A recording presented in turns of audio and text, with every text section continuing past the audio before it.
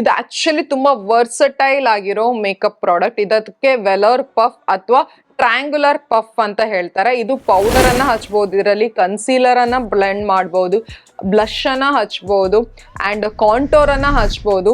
ನಿಮ್ಮ ಮುಖದಲ್ಲಿ ಬ್ರಷ್ ಗಳಿಗೆ ಯಾವೆಲ್ಲ ಜಾಗ ರೀಚ್ ಆಗ್ಲಿಕ್ಕೆ ಆಗಲ್ಲ, ಫಾರ್ ಎಕ್ಸಾಂಪಲ್ ಈ ಐಸ್ ಇದ್ದು ಎಡ್ಜ್ಗಳು ಅಂಡ್ ಕೆಲವೊಮ್ಮೆ ಮೂಗಿನ ಎಡ್ಜ್ಗಳು, ಈ ತರ ಎಲ್ಲ ಜಾಗದಲ್ಲಿ ಈ ಪೌಡರ್ ಪಫ್ ತುಂಬಾ ಚೆನ್ನಾಗಿ ವರ್ಕ್ ಮಾಡುತ್ತೆ, ಅಲ್ಲಿವರೆಗೂ ರೀಚ್ ಆಗುತ್ತೆ. ಅಂಡ್ ಇದರಲ್ಲಿ ಪೌಡರ್ಗಳನ್ನು ಹಚ್ಚಿದ್ರೆ ಇಟ್ ಇಸ್ ಮ್ಯಾಜಿಕಲ್. ಯಾಕಂದ್ರೆ ತುಂಬಾ ಚೆನ್ನಾಗಿ ತುಂಬಾ ಹೈಲಿ ಕವರೇಜ್ ಕೊಟ್ಟು ಇದು ಏನೆಲ್ಲ ಪೌಡರ್ ಇದ್ರಲ್ಲಿದೆ ಅದೆಲ್ಲ ನಮ್ಮ ಮುಖಕ್ಕೆ ಹಚ್ಚುತ್ತೆ ಅಂಡ್ ತುಂಬಾ ಸೀಮ್ಲೆಸ್ಲಿ ಹಚ್ಚುತ್ತೆ. ಆಯ್ತಾ, ತುಂಬಾ ಒಂದು ಏನು ಗ್ಯಾಪ್ ಬಿಡದೆ, ಏನು ನಮ್ಮ ಫೈನ್ ಲೈನ್ಸ್ ಒಳಗೆ ಸೆಟಲ್ ಆಗದೆ, ತುಂಬಾ ಸ್ಮೂತ್ಲಿ ಚೆನ್ನಾಗಿ ಅಪ್ಲೈ ಆಗುತ್ತೆ.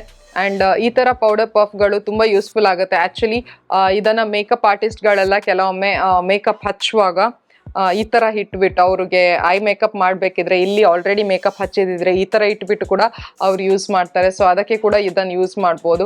ಇದು ಒಂದು ಪಫ್ ಇದ್ರೆ ನಿಮ್ಗೆ ನಿಮ್ಮ ಮೇಕಪ್ ಗೇಮೇ ಚೇಂಜ್ ಮಾಡ್ಬೋದು. ಇದು ಆಕ್ಚುಲಿ ನನ್ನ ಹತ್ರ ಇರೋದು ಪ್ಯಾಕ್ ಅವರದ್ದು triangular puff and it retails for 375 rupees.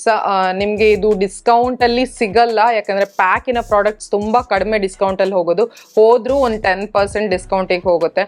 So ಅದ್ರಲ್ಲೇನು ದೊಡ್ಡ ಡಿಫ್ರೆನ್ಸ್ ಬೀಳಲ್ಲ. 350 rupeesಗೆ ನಿಮ್ಗೆ ಇದು ಸಿಗುತ್ತೆ. ಅಮೆಝಾನ್ ಅಲ್ಲಿ ಇದ್ರದೇ ಅಫೋರ್ಡೆಬಲ್ ಇದು ಪಫ್ಗಳು ಸಿಗುತ್ತೆ. ಬಟ್ ನಾನೇನ್ ನೋಟಿಸ್ ಮಾಡಿದ್ದೀನಿ ಅಂದ್ರೆ ಆ ಪಫ್ಗಳು ಒಂದ್ಸರ್ತಿ ವಾಶ್ ಆದ ನಂತರ ಆ ಪಫ್ಗಳು ಅಷ್ಟೊಂದು ಚೆನ್ನಾಗಿ ಪರ್ಫಾರ್ಮ್ ಮಾಡಲ್ಲ. ಅದರದ್ದು ಶೇಪ್ ಕೆಲವೊಮ್ಮೆ ಲೂಸ್ ಆಗುತ್ತೆ, ಅದರದ್ದು ಒಳಗಿದೆ ಇರೋ ಏನ್ ಹೇಳ್ತಾರೆ ಆ ಸ್ಪಂಜ್ ಅನ್ಸುತ್ತೆ, ಅದು ಕೂಡ ಒಂಥರ ಆಗ್ಬಿಡುತ್ತೆ ಅಂಡ್ ಸ್ವಲ್ಪ ಕ್ಲಂಪಿ ಆಗ್ಬಿಡುತ್ತೆ. ಬಟ್ ಇದನ್ನ ನಾನು ವಾಶ್ ಮಾಡಿ ನೋಡಿದ್ದೀನಿ and this retains it's shape.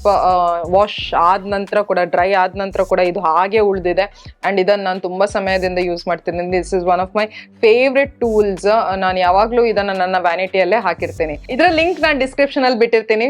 ಮತ್ತೆ ಸಿಗ್ತೀನಿ ಇನ್ನೊಂದು ವಿಡಿಯೋ ಜೊತೆ. Till then take care, love you all, by.